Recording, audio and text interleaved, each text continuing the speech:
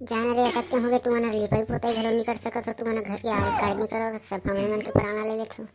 देख दाई मोर और फटाका लेबे तब में हाँ सब घर के लेप दूँ पोत दूँ सब कर दूँ, लेकिन मोर फटाका लेबे चुटिया बम और सुरसुरी वो दाई आई दाई वो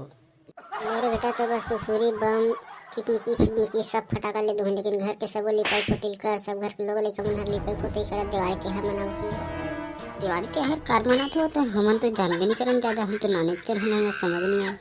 दिवाली त्योहार हरे रे सब घर के लोग लइका मन सब मनाथे, बहुत पुराना बुजुर्ग मन मनावत थे, तब से चालू हुए वही दिन गहिरा मन घलो नाचथे दोहा पाड़थे बड़ मजा आथे। तब भाई वो दिन दोहा पाड़े जाए लगी वो महल वो जादू मन सन वो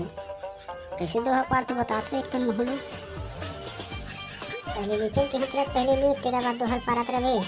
पहले बता तब भेज में है कहूँ ऐसा में नहीं वो लिपो पतो वो दिन सुन ले बेटे बेटा जिस दिन दिवाली रही ती दिन नहीं तो संगवारी माला पूजबे मजा आई तिवारी मम्मर बर कपड़ा घलो लेबे हाफ वाला से तब तो मैं हो जाऊँ वहीं नाचूँ एकदम हीरो टाइप से मारा सब मजा आ गई कपड़ा लेबे नहीं तई